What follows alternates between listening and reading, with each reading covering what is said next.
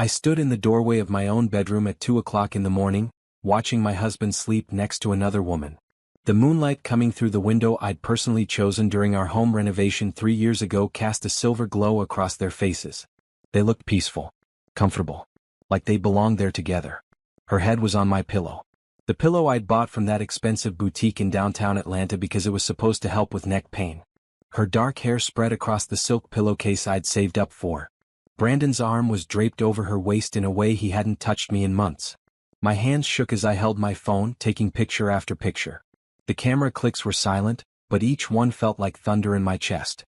I couldn't breathe right. The air in my house, in the bedroom I'd painted a soft gray after weeks of testing samples, felt thick and wrong. There were wine glasses on both nightstands. 2 glasses.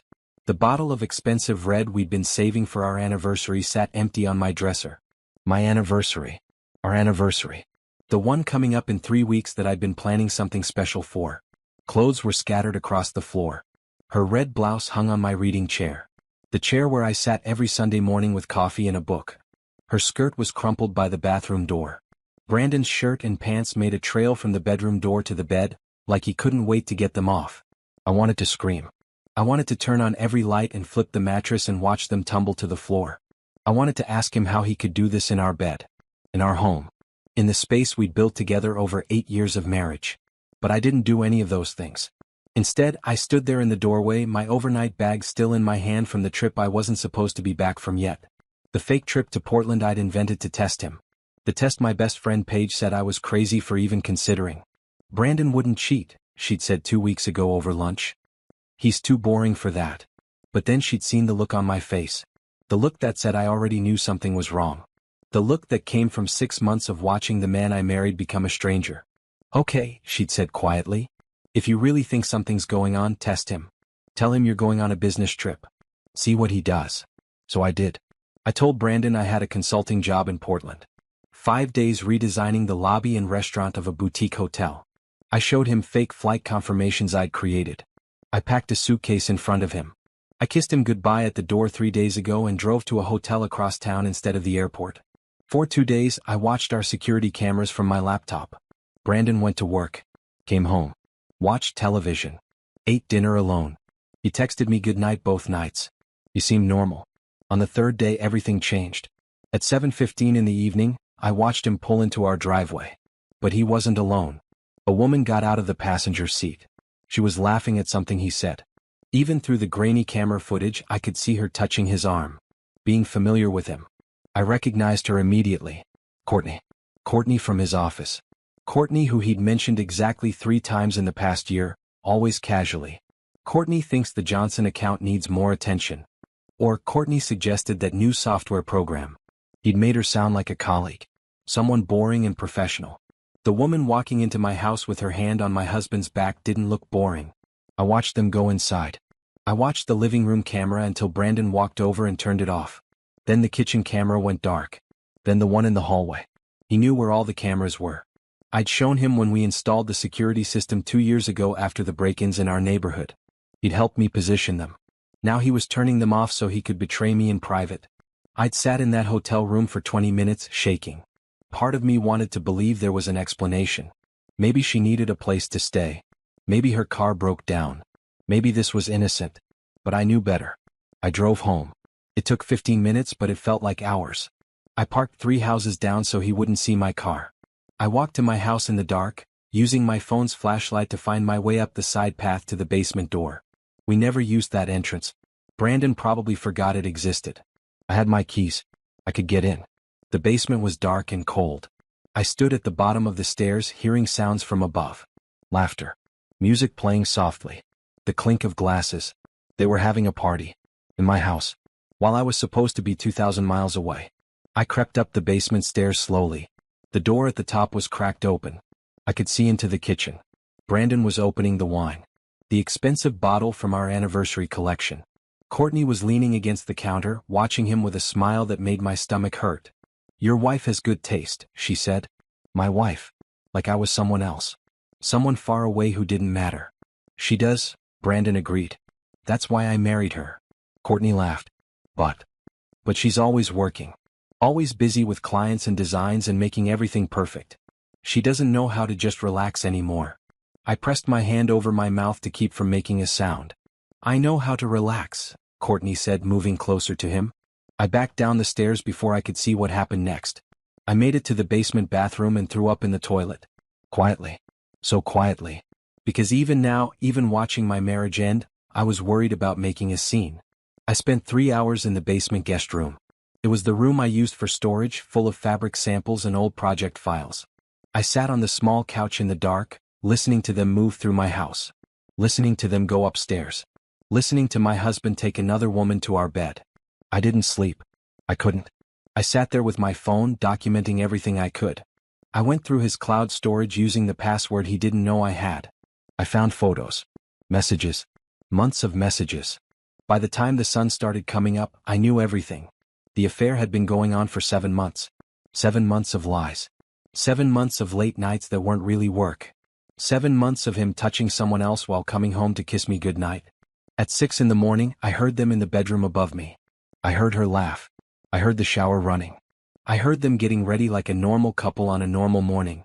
At 7 they both left. Brandon called out something about having an early meeting. The front door closed. Car doors slammed. Engine started. Silence. I waited 10 more minutes to be sure.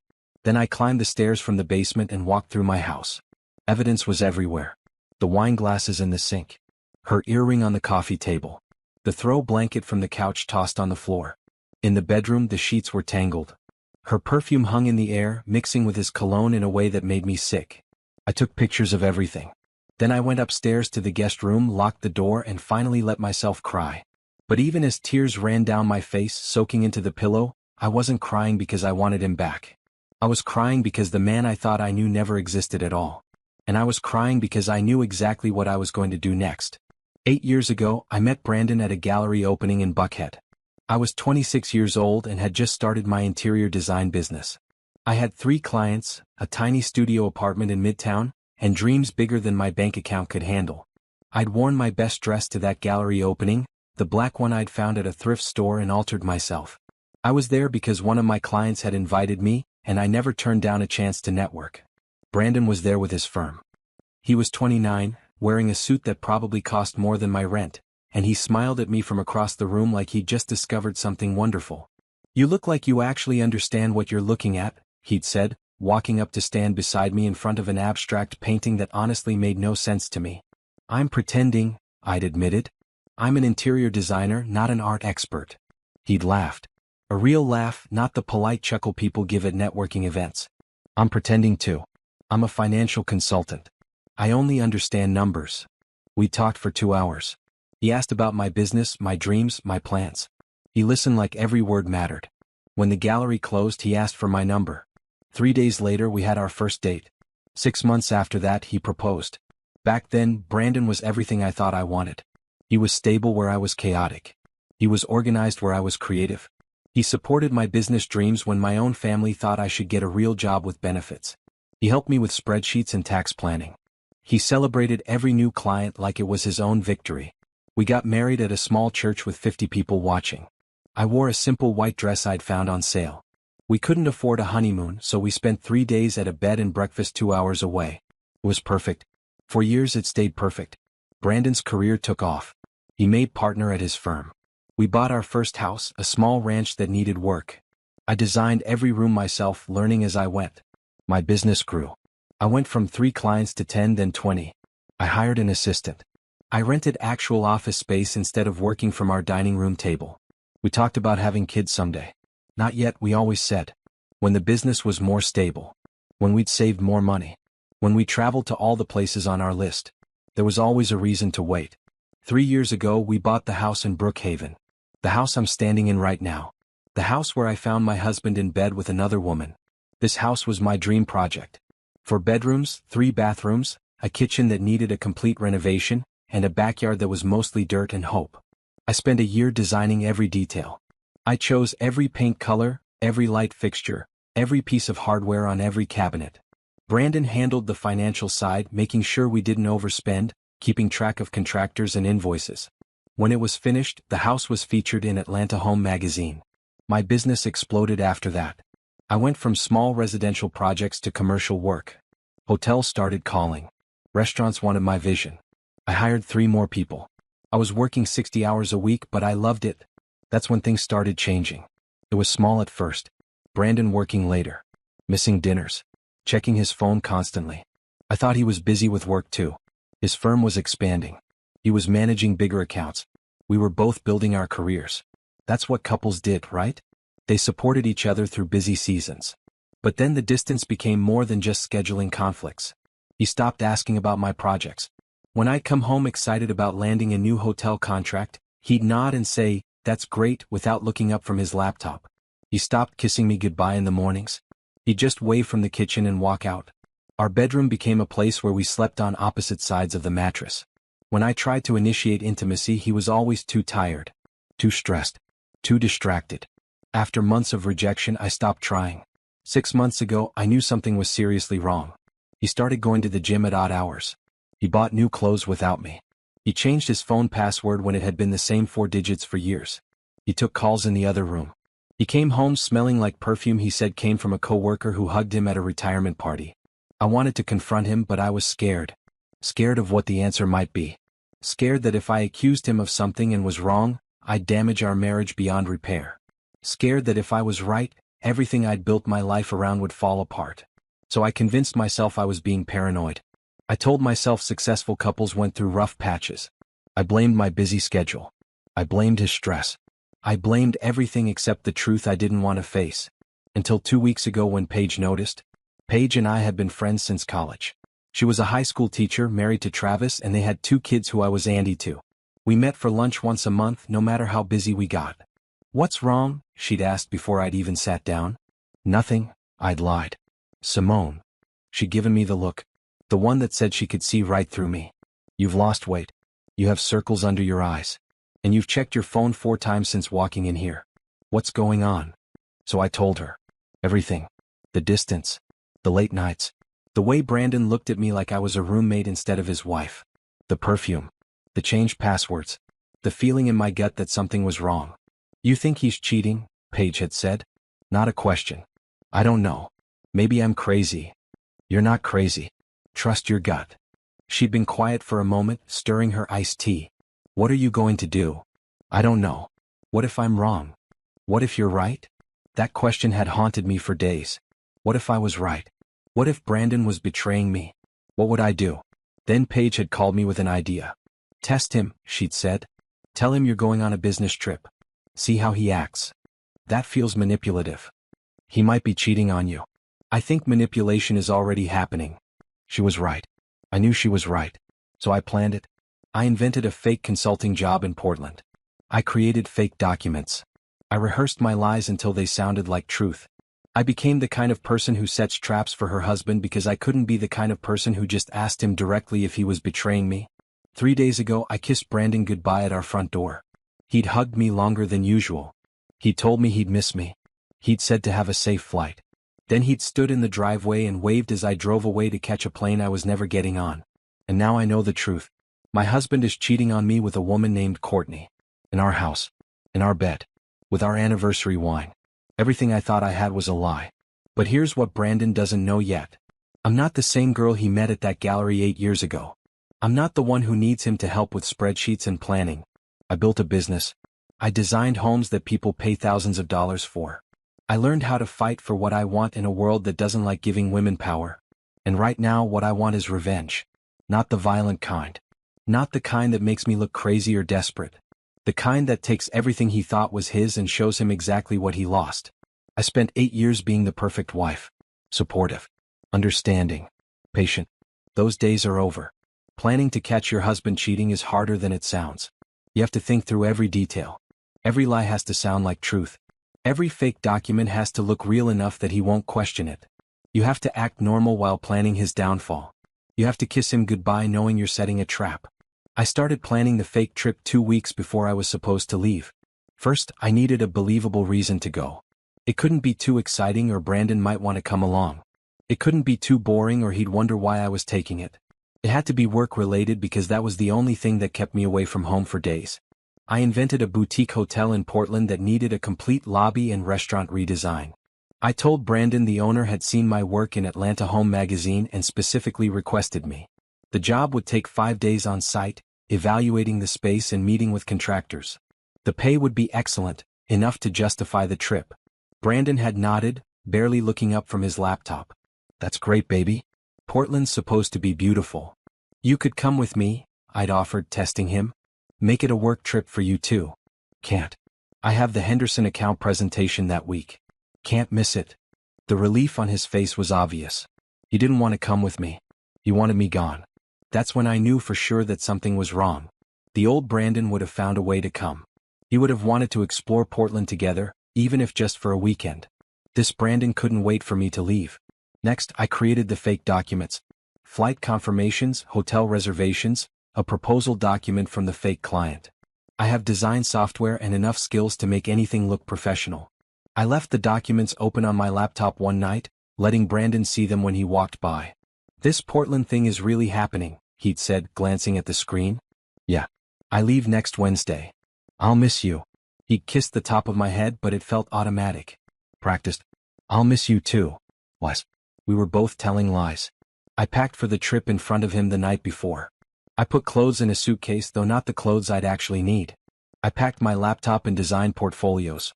I made a show of triple checking that I had everything. You're going to do amazing, Brandon had said, watching from the bed. This could lead to more hotel work. I hope so. When do you land tomorrow? Around 3 Portland time. 6 our time. Text me when you get there. I will. That night, we slept in the same bed for the last time, though neither of us knew it yet. Brandon fell asleep quickly like always. I lay awake, staring at the ceiling, wondering if I was really going through with this. Part of me hoped I was wrong. Part of me hoped Brandon would spend the 5 days missing me, being faithful, proving my suspicions were just paranoid thoughts. But a bigger part of me knew better. In the morning, Brandon drove me to the airport. We'd argued about that. I can drive myself, I'd said. You have to work. I want to take you. It's early anyway. So he drove me. We sat in morning traffic, the radio playing songs neither of us heard. At the departure drop-off, he got out and hugged me tight. 5 days, he'd said into my hair. 5 days. I love you, Simone. I love you too. Another lie. Or maybe not. Maybe I still loved him but knew that love was about to die. He drove away. I watched his car disappear into traffic. Then I walked into the airport, went through security with my boarding pass for a flight I wasn't taking, and walked right back out through the other exit. My car was in long-term parking. I sat in it for an hour, shaking, wondering if I should just go home and forget this whole test. Wondering if I was being crazy. Wondering if I was destroying my marriage over suspicions. Then I drove to the hotel I'd secretly booked across town. Not in Brookhaven where we lived. Not in Midtown where my office was. Somewhere Brandon would never think to look if by some chance he needed to find me. The hotel room was small and basic. 1 bed, 1 desk, 1 television. I set up my laptop on the desk and opened the security camera app for our house. We had cameras in the living room, kitchen, front porch, and backyard. Not in the bedrooms or bathrooms because we'd agreed that was too invasive. Now I regretted that decision. Day 1 was boring. Brandon came home from work at his normal time. He ordered takeout. He watched television. He texted me around 8 asking how Portland was. I sent back a message about the beautiful flight and how tired I was from traveling. He sent back a smiley face. At 11 he turned off all the downstairs lights and went upstairs. The cameras showed an empty house. I sat in my hotel room feeling stupid. Feeling guilty for not trusting him. Day 2 was the same. Brandon went to work. Came home. Made dinner. Texted me asking about the hotel project. I sent back messages about meetings with contractors and design plans. He sent back encouraging responses. Everything seemed normal. I started thinking I'd made a terrible mistake. Then came day 3. Brandon came home at 5 instead of his usual 6:30. He showered, which I could tell because his hair was wet when he came back downstairs. He changed into casual clothes. He cleaned the kitchen, something he rarely did. He opened wine to let it breathe. He was getting ready for something. For someone. At 7:15 a car pulled into our driveway. A woman got out of the passenger seat. Brandon walked out to meet her, smiling wider than he'd smiled at me in months. Even through the camera I recognized her. Courtney. I'd met her once, 6 months ago at Brandon's office holiday party. She was in her early 30s, worked in Brandon's department, and had been friendly in that overly friendly way that made my stomach tight. Brandon had introduced us casually, like she was just another coworker. "This is Courtney. She's been handling the Morrison account with me." We'd shaken hands. She'd complimented my dress. She'd asked about my design work with genuine seeming interest. I'd smiled and made small talk, ignoring the way she touched Brandon's arm when she laughed at his jokes. Now she was getting out of a car at my house and Brandon was greeting her like she belonged there. They went inside together. Brandon walked straight to the living room camera and switched it off. Then the kitchen camera went dark. Then the hallway camera. He knew I could watch. He was hiding his affair even though he thought I was 2,000 miles away. My hands shook so hard I almost dropped my laptop. I sat there for 20 minutes, staring at the blank camera screens, knowing what was happening in my house. Knowing my husband was betraying me in every room I'd carefully designed. Knowing another woman was sitting on my furniture, drinking my wine, touching my husband. I don't remember deciding to drive home. One minute I was sitting in the hotel room and the next I was in my car, driving too fast through evening traffic. I parked 3 houses down. I walked through my neighbor's yard, staying in the shadows. I used the side path to the basement door, the entrance we never used. My hands shook as I unlocked it. The basement was dark. I used my phone's flashlight to navigate around storage boxes and old furniture. At the top of the basement stairs I could hear them. Laughter. Music.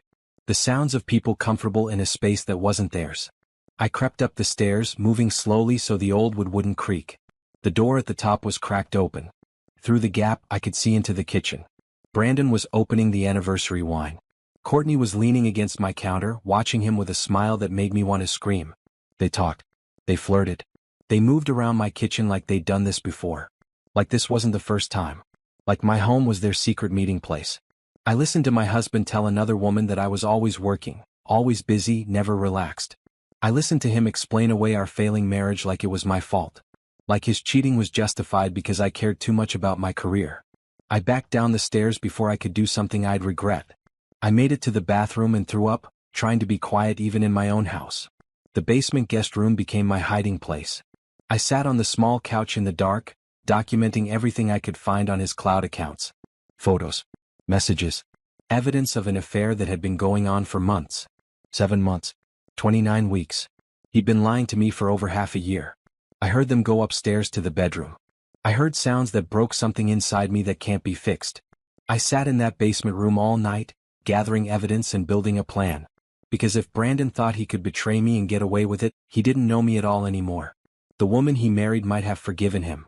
Might have tried to save the marriage. Might have believed his lies if he apologized and promised to change. But that woman died the moment I watched them walk into my house together. The woman I am now has different plans. I didn't sleep that night. How could I? My husband was upstairs in our bed with another woman, and I was hiding in the basement of my own house like an intruder. Every sound from above felt like a physical blow. Every creak of the floorboards, every distant laugh, every minute that passed reminded me that my marriage was ending in real time. Around 3 in the morning, the house finally went silent. They'd gone to sleep. Together. In my bed. I sat on the basement couch in the dark, my phone clutched in my hands, fighting the urge to go upstairs and destroy everything. It would feel good for about 30 seconds. Then I'd be the crazy wife. The unstable woman who couldn't handle her husband's affair. I'd give him ammunition to use against me in court. No. I had to be smarter than that. I opened his cloud storage instead. Brandon kept everything synced across devices, a habit from his finance work. He needed access to files from anywhere. It made him efficient at his job. It also made his affair easy to document. I'd figured out his passwords months ago, not because I was snooping but because he used the same password for everything. His mother's maiden name plus his birth year. Simple. Predictable. The messages were all there. 7 months of conversations with Courtney. It started professionally enough. Work discussions. Project updates. But by the 2nd month things shifted. Good morning texts. Lunch invitations. Complaints about their spouses. Brandon had told her I was cold. Distant. Too focused on work to notice him anymore. He'd painted me as the villain in our marriage, the wife who cared more about her career than her husband. Courtney had eaten it up. She'd commiserated, telling him her husband was the same way. Always working, never present. They were both lonely according to their messages. Both neglected. Both deserving of happiness. The messages made me sick. Not just because of the affair but because of how they justified it.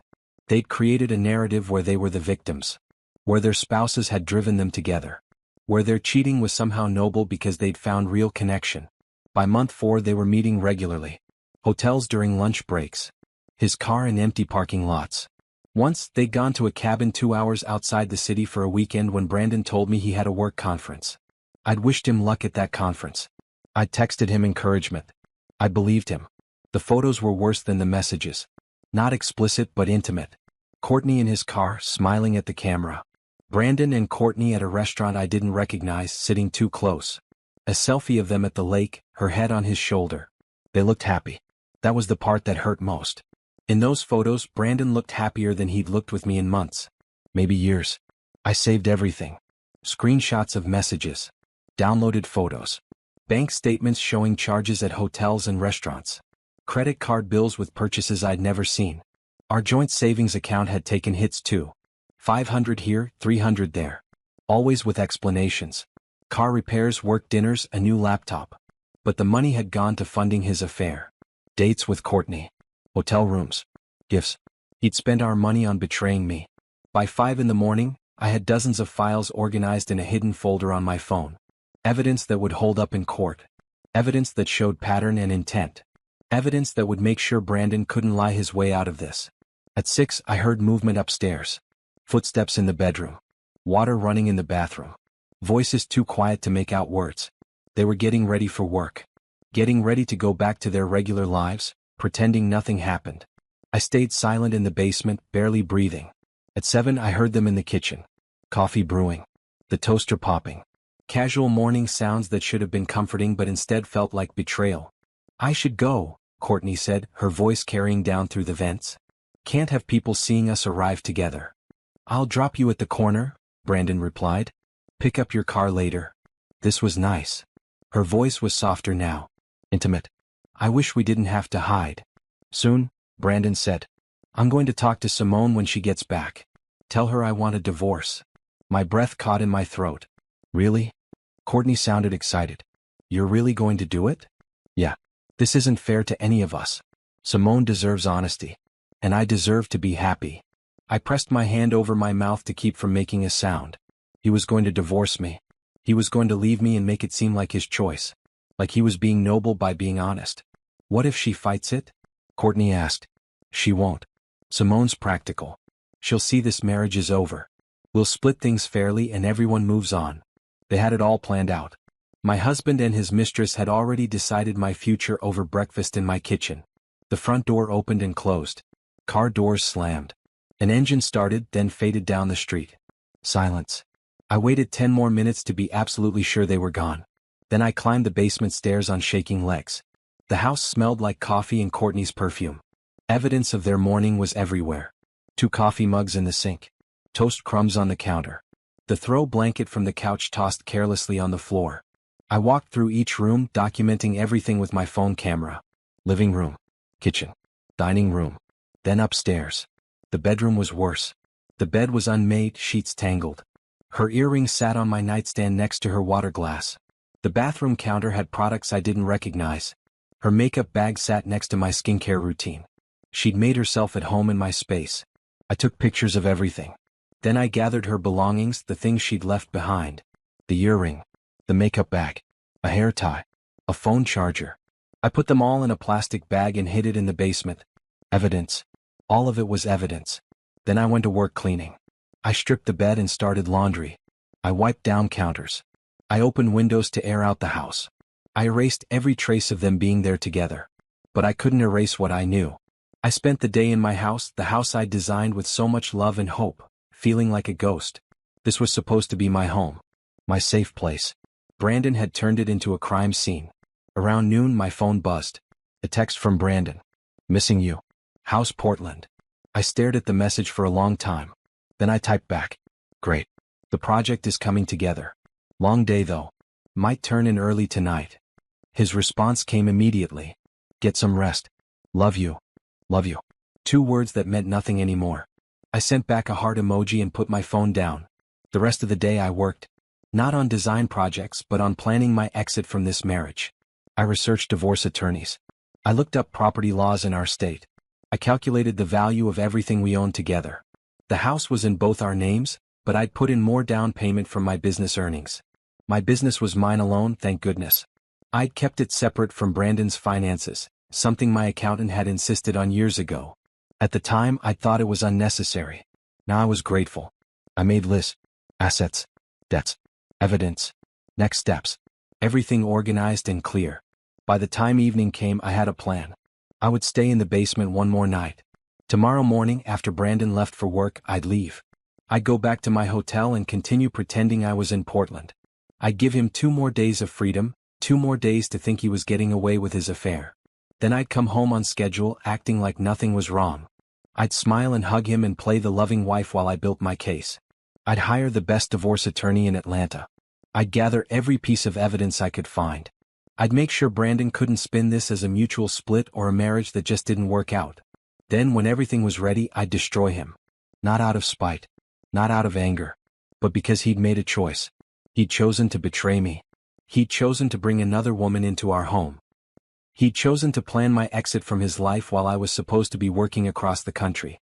Now I choose how this ended. And it wouldn't end with me being the victim. It wouldn't end with Brandon and Courtney riding off into the sunset while I picked up the pieces.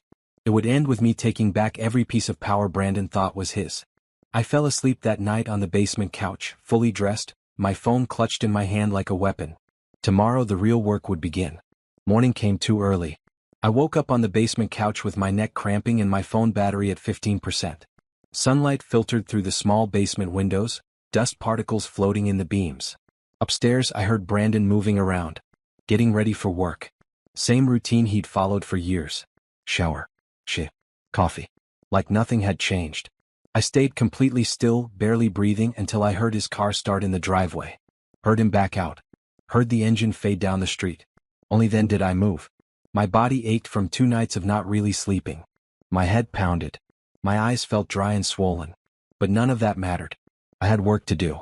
I climbed the stairs slowly, every muscle protesting. The house was empty and quiet, morning light making everything look normal. Clean. Like a home where nothing bad had happened. But I knew better now. Brandon's laptop sat on the dining room table. He'd forgotten it, or more likely left it on purpose since he had his work computer at the office. This laptop was personal. The one he used at home for email and banking and apparently conducting an affair. I opened it. No password. He'd stopped locking it months ago, probably because I'd never given him a reason not to trust me. The irony wasn't lost on me. His email was already open. I scrolled through weeks of messages, looking for anything related to Courtney. Most of it was boring work stuff. Meetings, reports, project updates. Then I found a folder labeled C. Just the letter C. Hidden in his personal folders like he thought being vague made it less obvious. Inside were dozens of emails. Some were forwards of their work messages, creating a private record. Others were longer, more personal. They'd been using email in addition to texts, probably because it felt more legitimate. More like real correspondence between adults instead of teenagers sneaking around. I read through them methodically, taking screenshots of everything. One email from 3 months ago stood out. Brandon, I know this is complicated. I know we both have obligations. But what we have is real. When I'm with you, I feel seen for the first time in years. My husband barely notices I exist. And from what you've told me, Simone is the same way with you. We deserve happiness. We deserve to feel wanted. I don't know what the future holds, but I know I don't want to lose this. Don't want to lose you. See. Brandon's response, I feel the same way. Being with you reminds me what it's like to be excited about life. Simone and I are like roommates who occasionally talk. There's no passion anymore. No connection. I've been thinking about what comes next. About how to handle this without destroying everything. But I know I can't keep living like this. You make me feel alive again. I had to close the laptop and walk away. My chest felt tight. My hands were shaking. I paced the living room, breathing deep, trying not to scream. They'd convinced themselves they were justified. They'd built this whole story where they were the victims of neglectful spouses, where their affair was some kind of salvation, where I was the problem because I worked hard and built a successful business. After a few minutes, I went back to the laptop. I had to finish this. Had to get all the evidence before Brandon realized I knew. I found bank statements next. Our joint checking account, which I rarely looked at because I used my business account for most things. Brandon had been pulling cash regularly. $300 here, $500 there. Always with ATM withdrawals that couldn't be traced to specific purchases. I cross-referenced the dates with his calendar. Every withdrawal coincided with days he'd supposedly worked late or had after-work meetings. He'd been using our money to fund his affair. Money we'd saved together for our future. Money that was supposed to go toward the life we were building. I photographed every statement, every transaction, every lie. Then I checked his credit card. The one he said was just for work expenses that he'd pay off every month. It had a balance of $8,000. $8,000 of charges at hotels and restaurants and stores I'd never been to. One charge was for jewelry. $1,500 at a boutique in Buckhead. I'd never gotten jewelry from Brandon. Not even for our anniversary last year. He'd bought jewelry for Courtney. I documented everything. Then I did something that felt both necessary and invasive. I installed monitoring software on his laptop. The kind that tracks keystrokes and takes screenshots and records everything. The kind that was probably illegal, but I didn't care anymore. If Brandon was planning my divorce, I was planning my defense. Next, I went through the house systematically. Not to clean this time, but to search. I looked in drawers and closets and boxes. I checked coat pockets and briefcases. I searched his car, which was parked in the garage because he'd carpooled with Courtney yesterday. In the glove compartment, I found receipts. Dinner at expensive restaurants. A weekend trip to Savannah I'd known nothing about. Hotel rooms. Flowers. In the trunk was a gym bag I'd never seen. Inside were clothes and toiletries. A change of everything he'd need to freshen up after spending time somewhere he shouldn't be. I photographed it all. Every receipt. Every item. Every piece of evidence that showed how planned this affair was. How deliberate. This wasn't a mistake or a moment of weakness. This was a sustained, intentional betrayal that had been going on for months. By afternoon, I had enough evidence to bury him. But I wasn't done yet. I called my office from my real phone, the one Brandon could track if he tried. I left a voicemail for my assistant saying I was extending my Portland trip by a day. Design changes, I said. The client wanted revisions. I'd be back Friday as planned, just one day later than expected. Then I called my best friend Paige from a burner phone I'd bought last week at a convenience store. Cash purchase. No record. "It's me," I said when she answered. "Oh, thank goodness. Are you okay? Did you find anything?" "Everything. I found everything." I told her all of it. The affair. Courtney. The messages and photos and receipts. Brandon's plan to divorce me. The way they'd been using my house while I was supposedly gone. Paige was quiet for a long moment. Then, "What are you going to do?" "I'm going to destroy him." "Simone." "Not violently. Legally. I'm going to take everything he thought was his and make sure he never does this to anyone else." "You need a lawyer." "I know. I need the best divorce attorney in Atlanta. Someone who specializes in cases like this. My cousin went through a divorce last year. Her attorney was incredible. Patricia Owens. Took her husband for everything after he tried to hide assets. Patricia Owens. I wrote the name down. Can you get me her number? I'll text it to you. But Simone, are you sure about this? Once you start legal proceedings, there's no going back. There's already no going back. Brandon made sure of that when he decided to bring his mistress into our home. Okay. What do you need from me? Be ready to be my witness if this goes to court. You're the one who suggested the test. You knew something was wrong. I might need you to testify to that. Of course. Anything you need. And Paige? Don't tell anyone yet. Not even Travis. I need to control how this information gets out. I won't say a word. Promise. We hung up. 5 minutes later, she texted me Patricia Owens' number from her phone.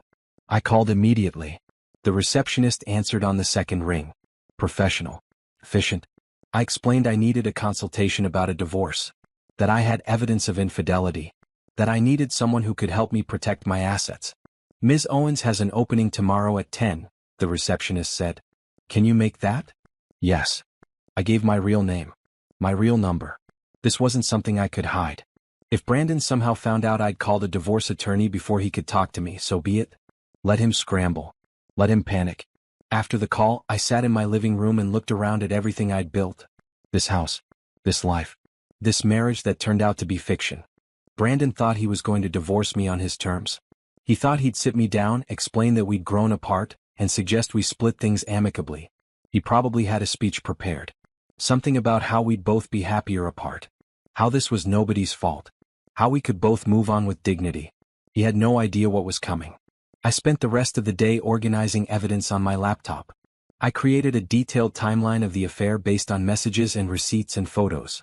I made spreadsheets of financial information, showing exactly how much money Brandon had spent on Courtney using our joint funds. I documented everything in a way that was clear and undeniable. The kind of documentation that would hold up in court. The kind that would make any judge see exactly what Brandon had done. By evening I was exhausted. But I wasn't finished. I had one more night to get through in this house before I could leave and wait out the rest of my fake trip. I ordered dinner using a food delivery app, having it left on the porch so I wouldn't have to interact with anyone. I ate in the basement, the only place that didn't feel contaminated by Brandon's betrayal. Around 8 my phone buzzed. A text from Brandon. Hope your day was productive. Mine was long. Missing you. Can't wait for you to be home. Such a caring husband. Such concern. Such lies.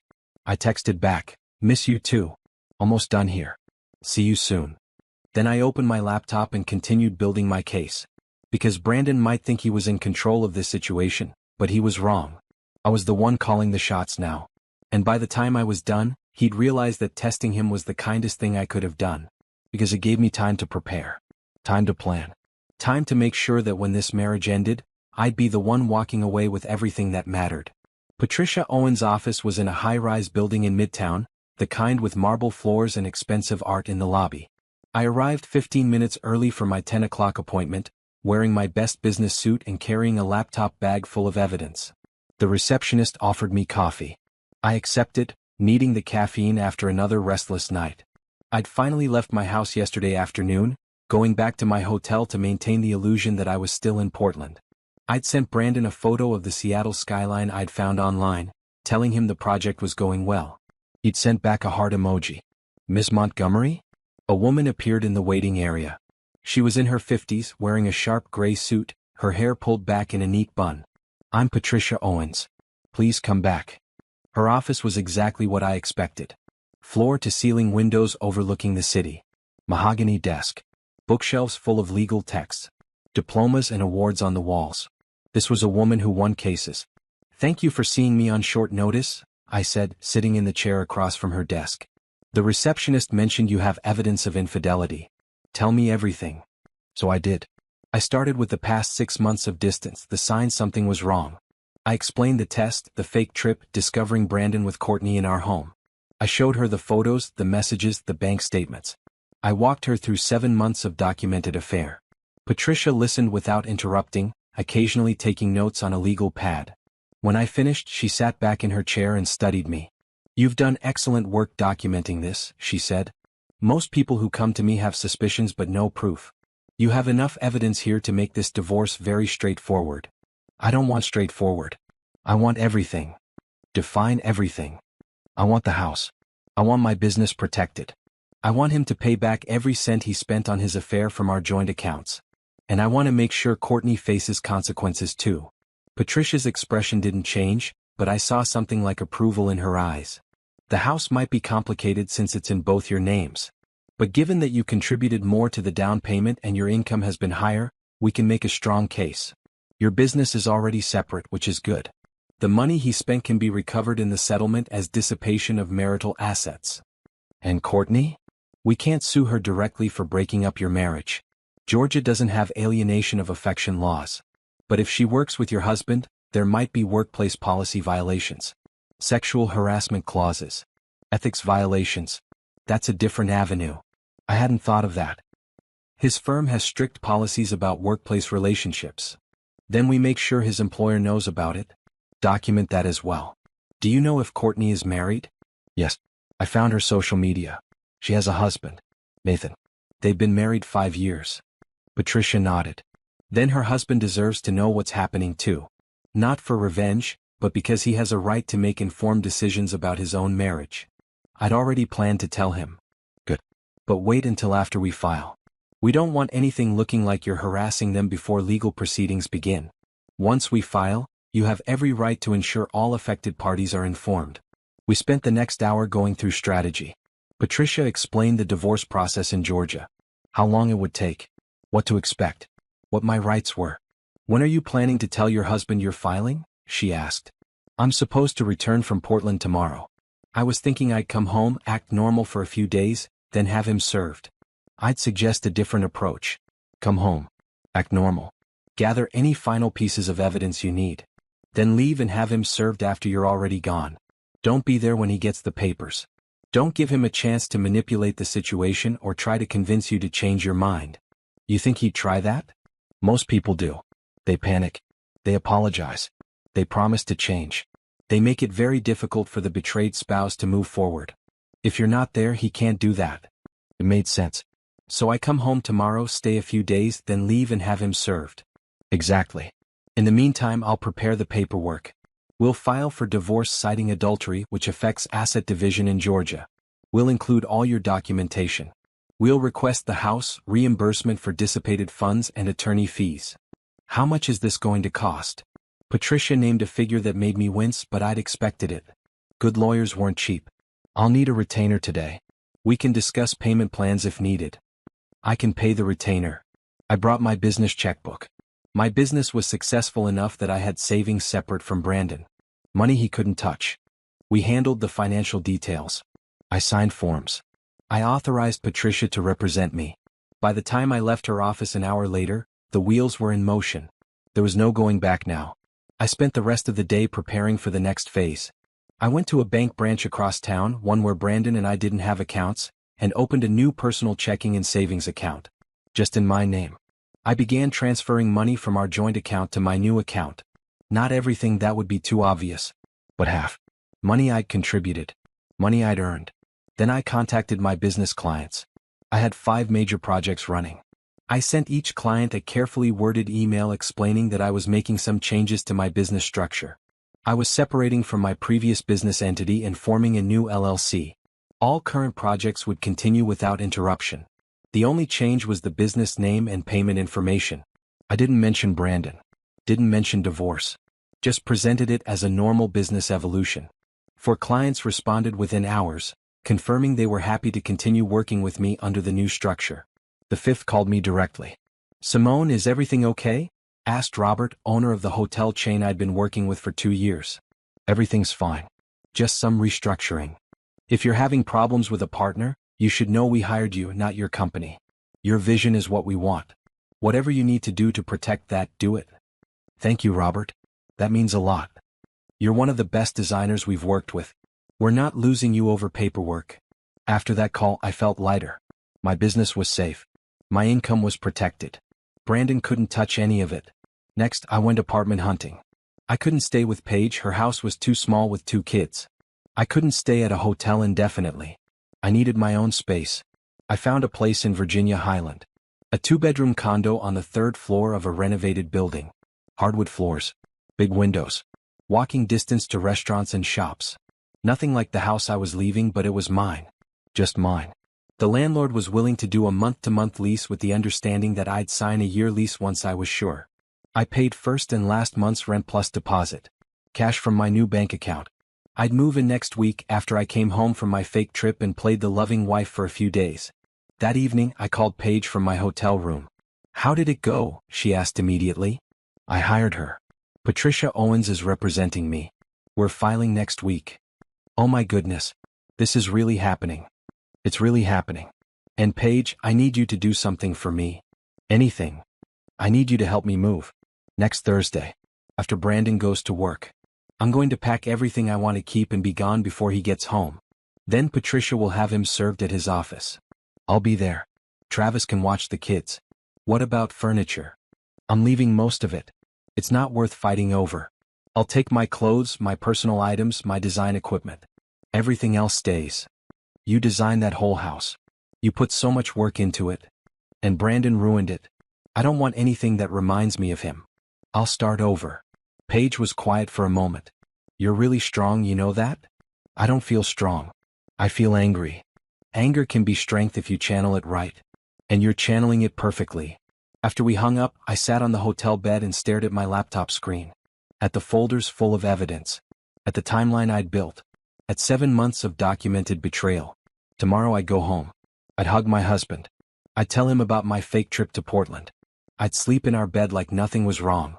Then in a few days I'd walk away and never look back. Brandon thought he was planning our divorce on his terms. He had no idea I'd already filed the papers. He had no idea I'd protected my business and my money. He had no idea I'd secured my own place to live. He thought he was in control. But I'd taken control back the moment I decided to test him. And now I was going to finish what I'd started. I parked at the airport Friday afternoon, exactly when my fake flight from Portland was supposed to land. I sat in the arrival cell phone lot for 20 minutes, watching people reunite with their loved ones. Hugs and smiles and genuine happiness. My phone buzzed. Brandon texting that he was circling, looking for me. I texted back my terminal and walked inside with my suitcase. The same suitcase I'd been keeping in my hotel room all week. I stood at the arrivals curb and waited. Brandon's car pulled up. He got out, smiling, and pulled me into a hug. "Welcome home, baby. It's good to be back." I hugged him back, forcing myself not to stiffen, not to pull away. He took my suitcase and loaded it in the trunk. We got in the car. I buckled my seatbelt and looked out the window as we drove, letting him talk. "How was Portland?" "Beautiful. The hotel project is going to be amazing. I can't wait to see your designs." "Did you take pictures?" "Hundreds. I'll show you everything." Such an easy lie. I'd spent hours creating a fake portfolio of the imaginary Portland hotel. Photos I'd pulled from architecture websites and edited to look like my work. Notes and sketches that looked legitimate. If Brandon asked, I had everything ready. But he didn't really ask. He wasn't actually interested in my work. He just needed to maintain the facade of being a supportive husband. "I missed you," he said, reaching over to squeeze my hand. "I missed you too." Another lie. So many lies between us now. At home, Brandon carried my suitcase inside. The house smelled like he'd cooked. Pasta sauce and garlic bread. He'd gone to effort to make it seem like he'd spent the week missing me. "I made dinner," he announced. "Your favorite." "That's so sweet." I smiled at him, playing my part. "Let me change first. I've been in airports all day." I went upstairs to our bedroom. The room where I'd found him with Courtney exactly 1 week ago. The sheets were fresh. The room was clean. No evidence of his affair. But I knew better. I'd seen everything. I had photos and videos and messages proving what he'd done in this room. I changed into comfortable clothes and went back downstairs. Brandon had set the table. Candles. Wine. He was trying so hard. We ate dinner together. He asked about Portland. I told him my practice stories. The client was difficult but brilliant. The space had great potential. The contractors were professional. All fiction, delivered smoothly because I'd rehearsed it. Brandon told me about his week. Work was busy. The Henderson account was moving forward. He'd gone to the gym a few times. He'd missed having me around. No mention of Courtney. No mention of spending 3 nights with another woman in our bed. Just casual conversation like nothing had happened. After dinner, we watched television together on the couch. Brandon put his arm around me. I leaned into him, fighting nausea. This was the man I'd loved for 8 years. This was the man I'd built a life with. This was the man who'd betrayed me and was now sitting here pretending everything was fine. Around 10 we went to bed. Brandon kissed me goodnight. I rolled onto my side, facing away from him, and closed my eyes. I didn't sleep. I lay there, listening to his breathing even out, knowing I had to get through 3 more days of this before I could leave. 3 more days of pretending. 3 more days of lies. But I could do it. I'd already proven I could do hard things. The weekend was worse than I expected. Brandon was overly attentive, trying to reconnect after my trip. He suggested we go out to brunch on Saturday. Take a walk at the park on Sunday. Watch our favorite show together. He was performing the role of good husband, trying to ease his guilt. I played along. We went to brunch at a trendy place in Inman Park. We walked around Piedmont Park in the afternoon sunshine. We sat together on the couch Sunday evening, watching a show neither of us was really paying attention to. The whole time I was documenting. I'd installed monitoring software on Brandon's phone and laptop. I could see every text, every email, every search. He was still messaging Courtney. Carefully. Using vague language. But I could read between the lines. Saturday night after I'd gone to bed, he texted her. "She's home. Everything's fine. Miss you though." Courtney's response, "I miss you too. When can we talk?" "Soon. Just need to give it a few days. Let things settle." Sunday afternoon, "How was your weekend?" "Long. But we're going to talk this week. I promise. This is almost over." He thought he was being careful. He thought I had no idea. Monday morning, Brandon left for work at his usual time. I waited until his car disappeared down the street, then I called Patricia. "I'm ready. I want to move out Thursday and have him served Friday." I'll have the papers ready. The process server will deliver them to his office Friday morning. What do I do until then? Act normal. Don't give him any indication you're leaving. Pack only what you can move quickly. Have someone help you who you trust completely. My best friend Paige is helping. Good. Remove anything of sentimental or financial value. Documents, jewelry, personal items. Leave the furniture unless it has significant value. Most of it can stay. I don't want it anyway. Then Thursday morning you leave. I'll call you when he's been served and we'll proceed from there. After the call, I started organizing. I went through the house making lists of what to take. My clothes, my design equipment and portfolios, my personal documents and photos, my grandmother's jewelry, a few pieces of art I'd bought before marrying Brandon. Everything else could stay. The furniture I'd chosen, the dishes I'd registered for at our wedding, the decorations I'd carefully curated. All of it felt tainted now. All of it reminded me of the life I'd thought I had. I'd rather start over than keep any of it. Tuesday I went to my office. My assistant noticed immediately that something was off. You okay, Simone? You seem distracted. Just tired from traveling. I'm fine. But I wasn't fine. I was holding myself together with sheer willpower, counting down the hours until I could leave. I met with clients. I reviewed designs. I made decisions about projects. All the while, part of my brain was planning my exit, calculating what I needed to do, making sure nothing was forgotten. Tuesday evening, Brandon suggested we have date night. Go to our favorite restaurant. Reconnect after my week away. I agreed because refusing would seem strange. We went to the Italian place where we'd celebrated our anniversary 3 years ago. We sat at a corner table eating pasta and drinking wine, pretending to be a happy couple. Brandon reached across the table and took my hand. I'm glad you're home. Me too. I've been thinking. We should take a real vacation. Just the two of us. Go somewhere tropical. Relax. A vacation. He wanted to take a vacation with me while planning to divorce me. The audacity was almost impressive. That sounds nice. We can look at options. He smiled, satisfied. He thought everything was back to normal. He thought he had time to figure out how to end our marriage on his terms. He had 2 days. Wednesday was my last full day in the house. I went through each room one final time, making sure I hadn't forgotten anything important. I took photos of everything, documenting the state I'd left it in. Proof that I hadn't destroyed anything or stolen marital property. I boxed up my belongings, hiding the boxes in the basement where Brandon wouldn't see them. Paige would help me load them Thursday morning. That evening, Brandon came home early with flowers. For my beautiful wife. I put them in a vase, thanking him, feeling sick. We ate dinner together. We watched television. We talked about nothing important. Then we went to bed and I lay there one last time in the bed I'd shared with him for years. Tomorrow everything would change. Tomorrow Brandon would go to work thinking everything was fine. And I'd be gone before he came home. My phone was clutched in my hand under the pillow, an alarm set for 6 a.m. Early enough to pack everything before Brandon woke up. I didn't sleep at all that night. I counted the hours, counted the minutes, waited for the alarm that would signal the beginning of the end. When it finally went off, I was already awake. I silenced it quickly and slipped out of bed. Brandon stirred but didn't wake. He rolled over, taking up the space where I'd been lying. I got dressed quietly. Jeans, t-shirt, comfortable shoes for moving boxes. Then I went downstairs and texted Paige, "It's time." Her response came immediately, "On my way." The sun was just starting to rise when Paige pulled into my driveway. We worked quickly and quietly, loading boxes into her SUV. My clothes, my equipment, my personal items. Everything I'd carefully packed over the past few days. It took 3 trips to get everything to my new condo. By 8 o'clock we were done. The house looked normal, like I'd just stepped out for errands. But I wasn't coming back. From my new condo I texted Brandon, "Had to run some errands. Back later." Then I turned off my phone's location sharing. He could no longer track where I was. "What now?" Paige asked, sitting on the floor of my empty living room surrounded by boxes. "Now we wait. Patricia will call tomorrow when he's been served. Then the real fight begins." Paige squeezed my hand. "You're doing the right thing." I know. And I did know. This was right. This was necessary. Brandon had made his choices. Now he'd face the consequences. I'd spent a week pretending.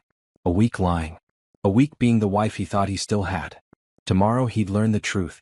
And there would be no going back. Friday morning started like any other Friday for Brandon. He got up at 6:30. He showered and dressed in his usual work suit. He made coffee. He texted me asking when I'd be home from wherever I'd gone yesterday. I didn't respond. I was sitting in my new condo, coffee in hand, waiting for Patricia's call.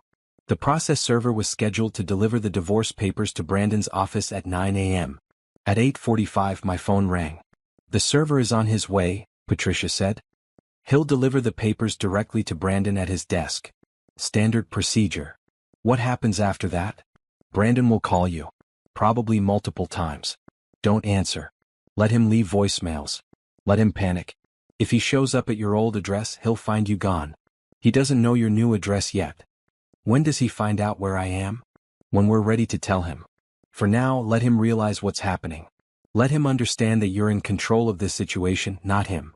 At 9:15 my phone started ringing. Brandon's name on the screen. I let it go to voicemail. He called again immediately. Voicemail. A third time. A fourth. By the fifth call I was shaking. I wanted to answer. Wanted to hear what he had to say. But Patricia's advice was clear. Don't engage. Not yet. At 9:30 my phone buzzed with a text. Then another. Then 5 more in rapid succession. "Simone, please call me. We need to talk. I don't understand what's happening. Please. Just answer your phone. Where are you?" I read each message without responding. Let him wonder. Let him panic. Paige was with me sitting on my couch, providing moral support. "You okay?" "I'm fine." "You don't look fine. You look like you're about to throw up." "Maybe I am. But I'm still fine." My phone rang again. This time it was Patricia. "Brandon's attorney just contacted me. He hired someone fast. They want to schedule a meeting to discuss settlement terms." "Already?" "Apparently the evidence you provided was quite compelling. His attorney knows they don't have a strong position. They're trying to minimize damage." "What kind of settlement are they offering?" "Nothing yet. They just want to talk. Feel out what you're asking for. See if there's room to negotiate before this gets ugly." "It's already ugly." "True. But it can get uglier." Court. Public record. His employer finding out about the affair. Courtney's husband finding out. They want to avoid all of that. "What do you think I should do?" "Let me handle it. I'll schedule a meeting for next week. In the meantime, Brandon is going to try to contact you. He's going to apologize. He's going to promise to fix things. Don't believe him." "I won't." "Good. Because this is when things get difficult. This is when he'll try to manipulate you emotionally. When he'll remind you of all the good times. When he'll make you feel guilty for ending the marriage." "I'm not ending it." "He ended it when he brought Courtney into our bed." "Exactly. Remember that. Every time he calls, every time he texts, remember what he did." After Patricia hung up, I sat there staring at my phone. Brandon had called 12 times. Sent 20 texts. Each message was more desperate than the last. "I'm sorry. Please let me explain. This isn't what it looks like. I love you. Don't do this. We can fix this." Empty words. All of them. Lies he told himself to feel better about what he'd done. Around noon, Paige had to leave to pick up her kids from school. "You going to be okay alone?" "Yeah. I need to start unpacking anyway." After she left, I stood in the middle of my new living room, surrounded by boxes, and felt the weight of everything crash down. This was real. I'd actually left. I'd filed for divorce. I'd blown up my entire life. For a moment, I let myself feel it. The grief, the anger, the fear. I sat on the floor and cried, letting 8 years of marriage pour out in tears. Then I wiped my face, stood up, and started unpacking. I wasn't going to let Brandon's betrayal break me. I was going to use it to build something better. That evening my phone rang with an unknown number. I almost didn't answer, but something made me pick up. "Simone? This is Nathan. Courtney's husband." My breath caught. "How did you get this number?" "Your attorney gave it to me. Said you might want to talk." "Is it true? Did Courtney and your husband have an affair?" I sat down on my couch. "Yes, it's true. I have evidence. Photos, messages, everything." He was quiet for a long moment. "How long?" 7 months that I know of. Maybe longer. 7 months. His voice cracked. "She's been lying to me for 7 months." "I'm sorry." "I know that doesn't help, but I am sorry." "Did you know? Before the divorce papers?" "I suspected something was wrong. I tested my husband by pretending to go on a business trip. I came home early and found them together. In my house. In my bed."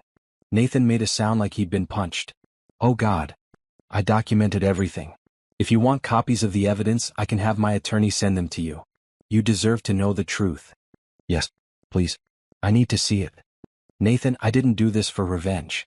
I did it because they don't get to destroy our lives and face no consequences. They made choices. Now they get to live with them. Thank you for telling me. Courtney came home last night acting weird. Said she had to work late. I didn't question it. I never question her. His voice broke completely. I should have questioned her. This isn't your fault. You trusted your wife. That's what you're supposed to do in a marriage. We talked for a few more minutes. I gave him Patricia's contact information. I told him about workplace policies at Brandon's firm. I shared everything I knew because Nathan deserved the same chance I had. The chance to control how his marriage ended. After we hung up, I felt something like satisfaction. Not happiness. Not peace. But satisfaction that the truth was spreading. That both Brandon and Courtney were going to face consequences. Over the next few days, everything happened fast. Nathan filed for divorce on Monday. He also contacted Brandon's firm with evidence of the affair, pointing out that Brandon and Courtney had violated company policy by having a sexual relationship between employees without disclosure. Brandon's firm launched an investigation. By Wednesday, both Brandon and Courtney were on administrative leave pending review. Patricia called to update me. Brandon's attorney is desperate to settle. The firm is likely going to fire him. His reputation is destroyed. He wants this divorce finalized quickly so he can move on. What are they offering? He keeps his retirement accounts. You keep the house. You get reimbursed for all the money he spent on the affair. He pays your attorney fees. And you both walk away clean. That's it? No fight. He doesn't want to fight. He wants this over. He's trying to salvage what's left of his career and his dignity. Tell him I accept. But I have one more condition. What's that? I want a clause in the divorce decree that says he committed adultery. Not just that we're divorcing. Specific language about his affair. Public record of what he did. Patricia was quiet for a moment. His attorney won't like that. I don't care what his attorney likes. That's my condition. He admits what he did in legal documents, or we go to court and I make it even more public. I'll push for it. Given his position, he'll probably agree. She was right. Brandon's attorney called back 2 hours later accepting the terms. By the end of the week, the settlement was drafted. All that remained was signatures and a judge's approval. I'd won. I'd gotten the house. I'd gotten my money back. I'd gotten acknowledgement of his betrayal in legal documents. And I'd gotten to walk away without looking back. Brandon tried one last time to contact me. He sent an email through his attorney asking if we could meet. If we could talk before finalizing everything. I wrote back through Patricia, there's nothing to talk about. You made your choices. Now live with them. I never heard from him again. 2 months after the divorce was finalized, I stood in my newly furnished condo and finally felt like I could breathe again. The place was coming together. I'd bought furniture that was mine alone. Colors I chose. Pieces that had no history with Brandon. My bedroom was painted a soft blue that made me feel calm. My office was set up with everything I needed to run my business. My living room was cozy and bright. This was my space. My life. Mine. The divorce had been easier than I expected once Brandon realized he had no leverage. He'd signed everything Patricia put in front of him. We'd gone to court once for the final hearing. The judge had looked over our agreement, asked if we both understood the terms and signed the decree. 15 minutes. 8 years of marriage ended in 15 minutes. Brandon had looked awful at that hearing. Thinner. Tired. He tried to catch my eye, but I'd looked straight ahead. There was nothing left to say to him. As we left the courthouse, going in opposite directions, I'd felt something lift off my shoulders. Relief. Freedom. The weight of his betrayal finally releasing me. My business had grown since the divorce. Word had spread about my new company, and clients were calling with projects. I'd hired 2 more designers to help with the workload. I'd rented a small office space in Ponce City Market. Things were good. Better than good. They were thriving. Paige had been right all along. Sometimes the worst thing that happens to you opens the door to something better. But the fallout for Brandon and Courtney had been severe. Brandon's firm had fired them both. The investigation had shown they'd violated multiple policies, including using company time and resources for their affair. They'd exchanged emails on company servers. They'd used company credit cards for dinners together. They'd been sloppy and careless. Brandon had found another job eventually, but it was a step down. Smaller firm. Lower pay. His reputation in Atlanta's financial community was ruined, Courtney had it worse. She'd been blackballed from most of the firms in the city. Her divorce from Nathan had been bitter and public. She'd lost her house, her savings, and custody arrangements with her stepchildren from Nathan's previous marriage. I felt no sympathy for either of them. They'd made choices. Now they lived with consequences. Nathan and I had become unlikely friends. We'd met for coffee a few times, bonding over our shared experience. He was a good man who'd been blindsided by someone he trusted. "I'm dating again," he told me over coffee one afternoon. "Nothing serious.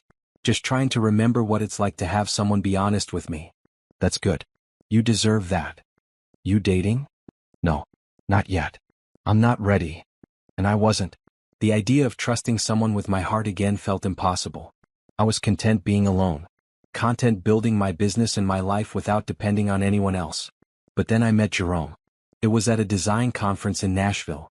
I'd presented on sustainable interior design in commercial spaces. He'd presented on integrating architecture and interior design in hotel projects. After my presentation, he'd approached me. "That was brilliant. Your approach to sustainability without sacrificing aesthetics is exactly what the industry needs." "Thank you. Your presentation on hotel design was impressive too." We'd ended up having dinner that night. Just professional conversation. Talking about projects and clients and the challenges of running design businesses. But there was something else there too. Something I wasn't ready to name. We exchanged business cards. Said we should collaborate sometime. Then I went back to Atlanta and tried not to think about him. But Jerome didn't let it go. He called a week later with an actual project. A boutique hotel chain expanding into the Southeast. They needed both an architect and an interior designer. Would I be interested in collaborating? I said yes because it was a good business opportunity. Not because I wanted to see him again. At least that's what I told myself. We met to discuss the project at a coffee shop in Midtown. Professional. Business only. But by the end of the meeting, we'd barely talked about the hotel at all. We talked about everything else. Our backgrounds. Our families. Our dreams for our businesses. "Can I be honest?" Jerome said as we were leaving. "I asked you to collaborate because it's a good project. But also because I wanted an excuse to see you again. I should have shut it down. Should have said I wasn't interested in anything beyond professional collaboration. Instead I said, I'm glad you did." We started slow. Coffee meetings that turned into lunch meetings. Lunch meetings that turned into dinner. Dinner that turned into walks through Piedmont Park talking about everything and nothing. Jerome knew about my divorce. I'd been honest from the start. "I'm not looking for a relationship. I'm not ready." "That's okay. I'm not pushing. I just like spending time with you." And I liked spending time with him. He was kind without being weak. Confident without being arrogant. He listened when I talked about my business challenges. He celebrated my successes. He didn't try to fix me or save me or make me into someone I wasn't. He just liked me for who I was right now. Divorce and all. 3 months after meeting Jerome, I was sitting in my condo one evening when Paige called.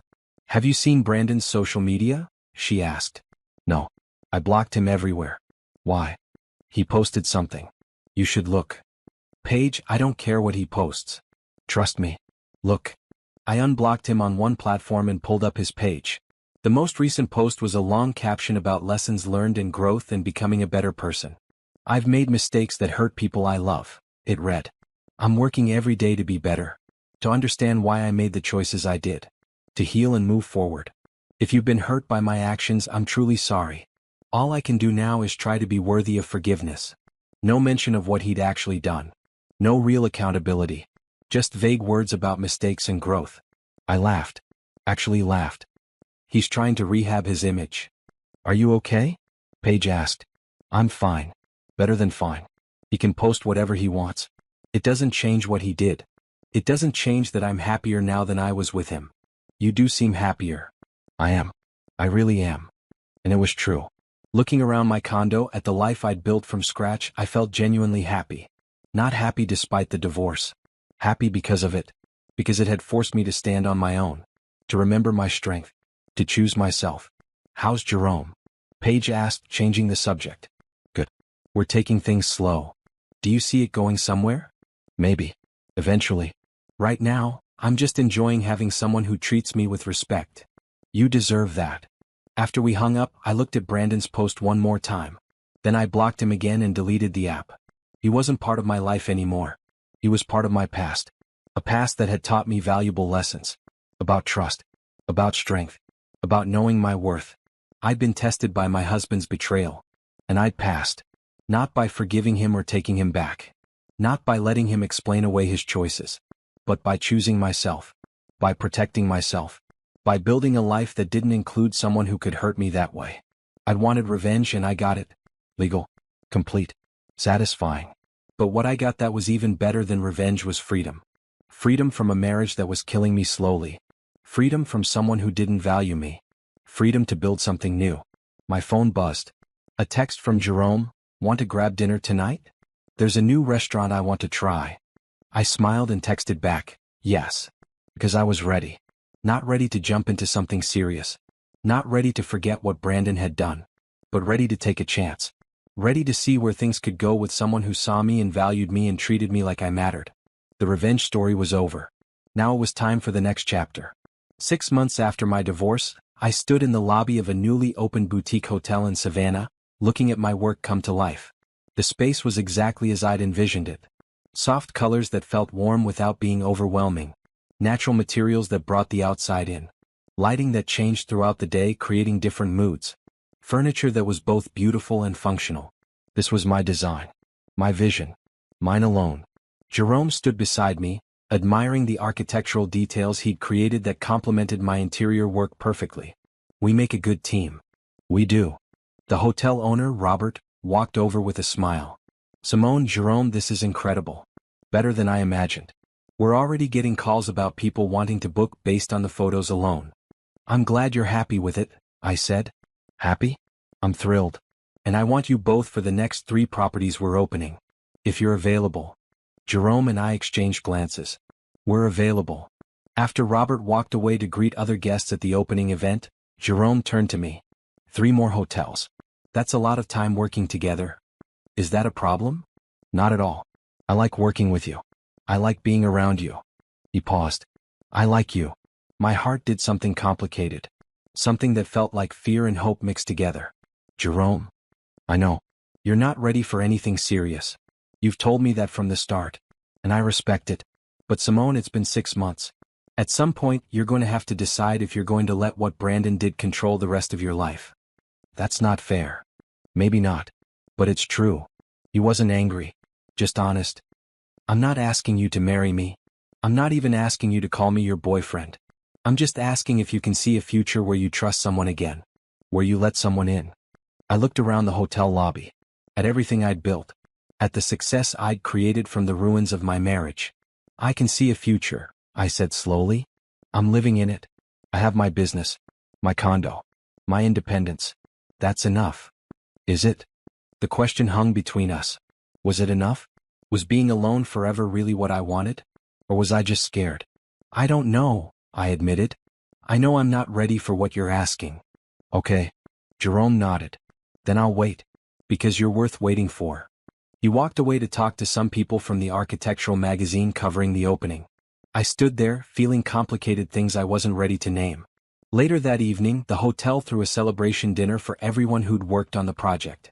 I sat between my 2 assistant designers, watching Jerome across the table laugh with the contractor. He caught my eye and smiled. Not pushing. Not demanding. Just there. Paige had been right months ago when she said anger could be strength if channeled right. I channeled my anger at Brandon into building something amazing. Into protecting myself. Into becoming someone stronger than I was before. But maybe she was right about something else too. Maybe at some point I had to stop being angry. Had to stop protecting myself. Had to risk being hurt again because that's what living actually meant. Not yet though. Not tonight. Tonight I was going to celebrate my success. My project. My vision brought to life. The rest could wait. A week later, I was in my office when my assistant knocked on the door. "There's someone here to see you. Says it's personal." I looked up from the design plans I was reviewing. "Who?" He didn't give his name. Just said you'd want to see him. I walked out to the reception area and stopped. Brandon was standing there, looking uncomfortable and out of place. "What are you doing here?" My voice came out colder than I intended. "I needed to talk to you. You blocked me everywhere." "That was intentional." "I know. But please just 5 minutes. Then I'll leave and never bother you again." I should have said no. Should have had my assistant call security. But part of me was curious. What could Brandon possibly have to say that mattered now? 5 minutes. In the conference room. We went into the conference room. I didn't close the door. Didn't want him thinking this was private. My assistant could see us through the glass walls. What do you want? I asked, staying standing. Brandon sat down, looking smaller than I remembered. I wanted to apologize. A real apology. Not the vague social media stuff. Not through lawyers. Face to face. Okay. Apologize. I'm sorry. For everything. For the affair. For bringing Courtney into our home. For using our money on her. For planning to divorce you without having the courage to be honest. For all of it. I waited. When he didn't continue, I said, "Is that it?" I was going to try to explain why I did it. But there's no explanation that makes it okay. I was selfish. I was a coward. I destroyed the best thing in my life because I was too stupid to appreciate what I had. You're right. There's no explanation that makes it okay. I know. But I wanted you to hear me say it. That you weren't the problem. That you didn't do anything wrong. The failure was mine. I leaned against the conference table, studying him. Why now? It's been 6 months. I've been in therapy. Working through why I made the choices I did. My therapist said I needed to make direct amends to the people I hurt. You were at the top of that list. This isn't for me. This is for you. This is so you can feel better about what you did. Brandon flinched but nodded. Maybe that's part of it. But Simone, you deserved better than what I gave you. You deserved honesty and faithfulness and a partner who valued you. I failed at all of that. And I'm sorry. I looked at him, this man I'd loved for 8 years. This man who'd hurt me so deeply I didn't think I'd ever recover. And I felt nothing. Not anger. Not love. Not hate. Just nothing. Thank you for the apology, I said. I hope therapy helps you. I hope you figure out whatever you need to figure out. But Brandon, we're done. This conversation doesn't change anything. It doesn't make us friends. It doesn't give you absolution. It just is what it is. I know. Your 5 minutes are up. Brandon stood. He looked like he wanted to say something else, but he just nodded and walked out. I watched him leave through the office windows. Watched him get in his car and drive away. And I felt that last piece of connection break. He was really gone now. Really out of my life. I went back to my desk and pulled up the design plans I'd been working on. A new restaurant in downtown Atlanta. Modern but comfortable. Sophisticated but welcoming. My phone buzzed. A text from Jerome. Dinner tonight? I want to hear about the Savannah opening. I stared at the message for a long time. Then I typed back, yes. But Jerome, I need to be honest with you about something. What's that? I think I'm ready. Not for everything. Not all at once. But ready to try. Ready to see where this could go. The 3 dots appeared, then disappeared, then appeared again. Finally, that's all I'm asking for. A chance. Then let's have dinner. And talk about more than just work. Looking forward to it. I put my phone down and looked around my office. At the design plans and fabric samples and project schedules. At everything I'd built after my marriage fell apart. I'd come so far. I'd survived betrayal. I'd protected myself. I'd built a successful business. I'd proven I didn't need anyone to be happy. But maybe, just maybe, I was ready to want someone anyway. Not need them. Want them. There was a difference. Jerome wasn't Brandon. He'd never given me reason to doubt him. He'd been patient and honest and respectful. He'd let me heal at my own pace. Maybe he deserved a real chance. Maybe we both did. That evening, I met Jerome at a restaurant in Virginia Highland. Not our usual coffee shop or casual lunch place. Somewhere nice. Somewhere that said this was different. He was already there when I arrived, standing when I approached the table. Always respectful. Always thoughtful. You look beautiful, he said. Thank you. You look good too. We sat down. Ordered wine. Made small talk about work and the hotel opening and upcoming projects. Then Jerome said, "So what changed? When you texted earlier, you seemed different." Brandon came to my office today. To apologize. Jerome's expression shifted. How did that go? It was fine. Anticlimactic, actually. He apologized. I accepted the apology but told him it didn't change anything. Then he left. How do you feel about it? Nothing. That's the thing. I didn't feel angry or sad or anything. I just felt done. Like that chapter is completely closed. I paused. Which made me realize something. What's that? That I've been holding on to the hurt as protection. As a shield against getting hurt again. But at some point that shield becomes a prison. And I don't want to live in prison anymore. Jerome reached across the table and took my hand. You're sure? I don't want to push you into something you're not ready for. I'm not ready for everything. I'm not ready to move in together or talk about marriage or any of that. But I'm ready to try dating. Really dating. Not just friendly dinners and professional collaboration. Something real. Something real. Jerome smiled. I can do that. I have rules though. Of course you do. I need things to move slow. I need honesty even when it's hard. I need you to understand that I might get scared sometimes. That I might pull back. That I'm learning how to trust again. I can do all of that. Anything else? No more talk about my ex. No comparing yourself to Brandon. You're not him. This isn't that. This is something new. Something different. And I want to keep it that way. Deal. Now can I ask you something? Sure. Will you go out with me this weekend? Not for work. Not as friends. As an actual date. Dinner, maybe a movie, maybe a walk. Whatever you want. I smiled. Really smiled. For the first time in months, I felt genuinely excited about something that wasn't work. Yes, I'd like that. We finished dinner talking about everything except work. About his childhood in South Carolina. About my family in Florida. About places we wanted to travel. About dreams and hopes in the future. The future. I hadn't let myself think about the future in months. I'd been so focused on surviving the present. But sitting there with Jerome, laughing at his stories and sharing my own, I could see it. A future where I was happy and successful and also not alone. Where I had someone who respected me and valued me and treated me the way I deserved. A future where Brandon's betrayal was just something that happened once, not the defining moment of my life. When Jerome walked me to my car that night, he kissed me goodnight. Soft and brief and respectful. Thank you for giving this a chance.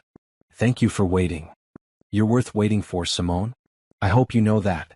I drove home to my condo, the condo I'd furnished myself and paid for with my own money. I walked into my space, my sanctuary, and felt genuinely content. I'd tested my husband and discovered his betrayal. I'd gotten my revenge through legal channels and careful planning. I'd protected my business and my assets. I'd walked away with my dignity intact. But more than that, I'd discovered who I was without him. I'd learned I was strong enough to stand alone. Successful enough to build my own life.